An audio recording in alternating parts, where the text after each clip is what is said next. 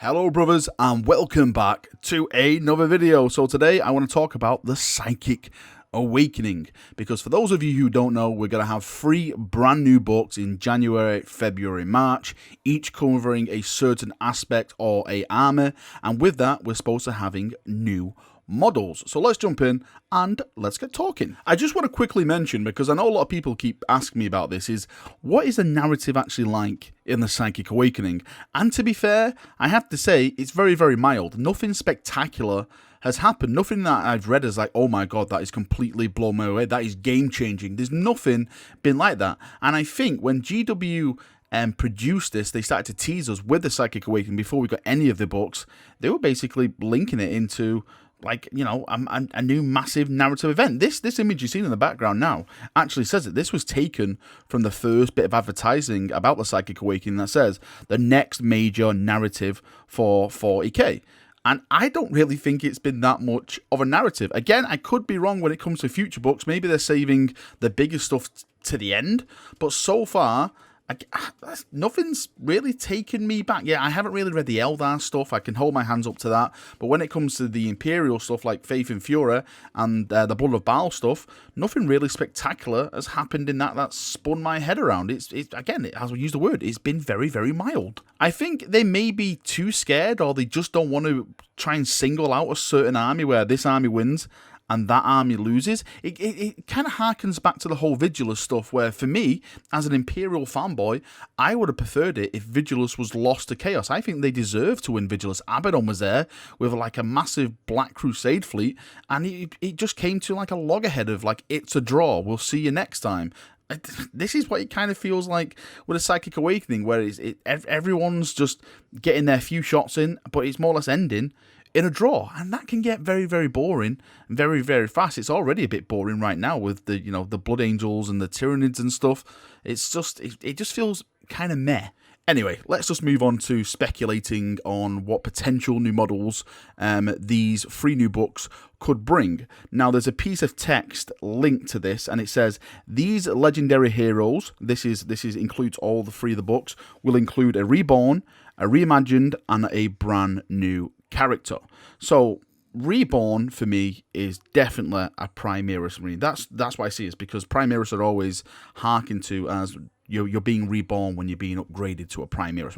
When you cross the Rubicon as a Primaris, you are more or less being reborn as a Primaris. Now we'll go into the whole reborn thing in a second, because that could happen with a couple of characters in this. When you say reimagined for me is a character that's already out, which is just getting, you know, a brand new nice new model, you know, as you expect. And of course, brand new characters is a completely brand new character, not in the lore before, new to the scene, ready to purge in the Emperor's or any Xenos or Heretic's name and stuff like that. So let's start, of course, with Ritual of the Damned, because apparently this is going to be the next book in the Psychic Awakening. We're supposed to be getting a big preview on the 25th of December, Christmas Day. GW are giving us a little Christmas gift. Now, when it comes to this preview, it has to be a model reveal, right? Surely, or like a book reveal, but the book reveal will be a bit mess. So I kind of think it will be the model and the book reveal plus some lore to go with it. Maybe like a fancy trailer showing the model off and like the narrative stuff. You know, like when they put these animation narrative trailers out and stuff like that. Maybe expect something like that on Christmas Day. So of course, Ritual of the Damned is going to feature Grey Knights, it's going to feature Dark Angels, and it's going to feature 1,000 Suns. Now, if we look at it from the 1,000 Sun perspective, firstly, I don't see them getting any new characters in this, because their range has more or less got an update in the past couple of years. With the release of Magnus in his demonic form, the 1,000 Suns got a little bit of love. Probably not as much love as the Death Guard got when Mortarion got released, but they did get the love. New characters, new Ahriman, you know, Sorcerers, Rubicon, you know, all that kind of stuff you expect from the 1,000 Suns. They did get that. So I can't really see them getting a character or a new HQ. I could be completely wrong. They could be getting like a new sorcerer model or something like that. But I just don't see the ball in their court, and that goes the same with the Grey Knights as well. Now, as much as I want the Grey Knights to get updates and stuff, I just don't see this is their time to shine when it comes to new characters. They've just had one, and that's Voltus. I think he's like the Grandmaster now. I could be wrong again. Maybe Khaldor Drago makes an appearance. The warp is here. That's where he tends to, jump out of and help people and stuff like that. Maybe we could get a brand new Khaldor Drago model, but I haven't seen him mentioned or anything. He's kind of crappy, really. Like, he's like one of the awesomest characters in 40k, and we don't really see him around that much. I would love it if they brought him back, but again, that wouldn't make sense because his story is kind of like a damnation story where, being taken back into the warp, and maybe he's in the warp, purging in the Emperor's name and doing all that awesome stuff as you expect him to do. But yeah, maybe a Khaldor Drago model, but me personally, I don't see it at all. I think that if anything is going to get a new model in this first part, it's going to be the Space Wolves. And when I say Space Wolves, sorry, not Space Wolves, Dark Angels. What were we about? Space Wolves. Space Wolves we're going to talk about at the last. Sorry, I'm tripping over my own words. It's going to be the Dark Angels. And with the Dark Angels, I think it's going to be someone like Azrael. We all know that Azrael at this moment in time has a very, very, very old model. I would love Azrael to receive an updated model. I have a lot of people saying, well, maybe it's going to be like Ezekiel, the librarian and stuff. But if people like that, then people like that. But for me, Azrael's model's so old and it really needs an update. And I think this would be the perfect time for him to receive that update and bring him in line with the new Space Marine releases when it comes to characters getting the Primaris treatment. But again, I'll have to stress this because people take my word like the Emperor's word, like, oh, what I say is more or less happening and it just spreads like wildfire. This is just pure speculation on my behalf. We could be I could be completely wrong. It comes to the reveal on the 25th and it is Khaldor Drago, and then that throws like everything I'm talking about in this video completely off course, because again, I can only see one hero being reborn, and the only hero being reborn in all of this is Azrael. That's what I'm putting my money on. If I was a betting man, that is what I'd put all my chips on at this moment. Azrael to be reborn as a Primaris. Now, the next one is the Greater Good. This is the Psychic Awakening. It just says the Greater Good. We've got no information about this at all, but I think the proof is in the name. The Greater Good is the Tau. What are the Tau going to be fighting? I've always said Death Guard because they've had a lot of fights with Death Guard in the past. I think for this release, this would probably be a perfect one for a brand new model. Well, sorry, a brand new character introduced into the Tau. The only Tau model I really know is what's she called, Shadow Sun, and she's the one who killed the Raven Guard chapter master and stuff like that. I'm sure there's other ones out there, but that's the only one that instantly pops into my mind with the the stuff they did to the Space Marines. So maybe it's time for a brand new Tau character model. I don't know. How do you Tau fans feel about getting a new character model? Do you think that you need more character models when it comes to it? And of course, in this book, The Greater Good, as I previously mentioned, we have no idea who they're fighting against. Maybe I actually saw one really cool one saying maybe it's kind of like a start of like a mini Horus Heresy within the Tau, like different factions inner fighting and killing each other, and it's their ideals of the Greater Good versus the other ideals of the Greater Good. So the full book could be dedicated to the Greater Good of Tau fighting Tau to be the dominant Greater Good, if that makes sense to everyone. Let's just say for argument's sake, it's not that, and it actually is the Death Guard that they're paired up against. Really, I don't want the Death Guard to get any new characters or anything like that. I really do think that the Death Guard have had their cake, and they've just had they're still getting stuff to this bloody day. Series 3 is all Death Guard, when it comes to the heroes and stuff. It's it's dedicated to them. They're still getting new models to this day. So I really hope that if it is Death Guard, then it's them that don't get the new character model or a new model of any sort or a reimagined model.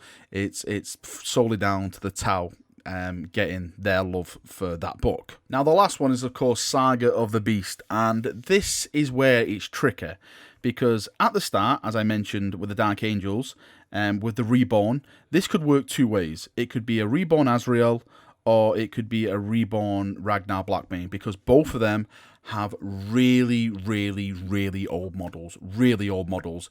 And the fandom for the Dark Angels camp wants a newborn Azrael. The fandom from the camp, for the Space Wolf camp, wants a reborn Ragnar Blackmane. And to be fair, you both deserve it. It's just really whatever GW plans to come first. Would I want a new Ragnar Blackmane model? Damn right I would. Would I want a brand new Azrael model? Damn right I would. But when it comes to this Psychic Awakening Saga of the Beast, I'm going to try and go with the beast in the name as the clue to this model. And this is going to be a reimagined model. And I think the reimagined model on this has to be Gaz Skull. The Orc players have been wiring their minds out about Gaz Skull at the moment. There's so many rumors about Prime Orc Gaz Skull, you know, just brand new, like, big characters and, you know, new 40k models for Orcs in general. A lot of the October stuff left a lot of the Orc players kind of underwhelmed, who I was speaking to. Like, I thought their release was awesome with, like, you know, the trucks and, you know, the vehicles and stuff like that. But a lot of people say, no, we actually want, you know, big HQ characters. We want a Gaz Skull model. And I can completely understand where they're coming from, because I've mentioned this so many times. If you look at the Gaz Skull model to some of the HQ characters that we have now, he just doesn't stand up to him at all. He just doesn't seem, you know, the most devastating and most biggest and threatening war boss that has ever been in the galaxy, and that the biggest threat that the Imperium has ever faced when it comes to the Orc. He just kind of looks like an average little war boss, to be fair. So I think he really does deserve his day. I think when they do his model, they have to do a massive model. They really do. When I say massive, sometimes I lose myself and say, do him the size of a bloody knight. He deserves to be the size of a knight. Yeah, I could get carried away sometimes, but he has to be big. He has to be big. He has to be hulky. He has a massive bloody claw, just armored to the teeth, and just looks so intimidating and devastating that when you put him on the table, people go, oh my holy emperor, that thing needs to die before everything, because if it doesn't, then I'm going to die. That is the kind of presence I want the model to have on the tabletop. We've only got like a couple of weeks now until we really find out what is going to be going down. Like I said, the 25th is the big reveal day for Ritual of the Damned. Once they reveal whatever they reveal on that date, I'm sure we're going to get a clearer image on what the hell is going to be happening with new models. If I'm just going to call it now, if it's not Azrael or a Primaris Marine in Ritual of the Damned, I'm going to say the Primaris then is going to go down to Saga of the Beast, and I think it's going to be Ragnar Blackmane. So if it's if it's non-Azrael on Ritual of the Damned, then I'm going to put all my cash on Ragnar Blackmane being the model to be coming out with Saga of the Beast. But let's see. Fingers crossed. Let's just get Azrael out of the way first, and then hopefully Ragnar Blackmane will come out further down the road, and the Space Wolf fans will be happy, and the Dark Angel fans will be happy because they have Azrael as well. Alright, Chaperonios, that is me done for another video. Hope you've enjoyed it. This has just been a little ramble, really. I just want to talk about stuff. I just want to talk about these next 3 bloody models, because I like talking about models, because I love 40k models. I would love to get your opinions on it, of course. Ritual of the Damned, what do you think models going to be coming out? Do you say a Thousand Sun? Do you see a Grey Knight? Or do you see something to do with the Dark Angels? The Greater Good? What? Actually, this is a really good question. What do you think the Tau are going to be fighting in the Greater Good? Are you going with the whole theory that it may be like a little, you know, Horus Heresy kind of situation where the Greater Good is fighting the Greater Good?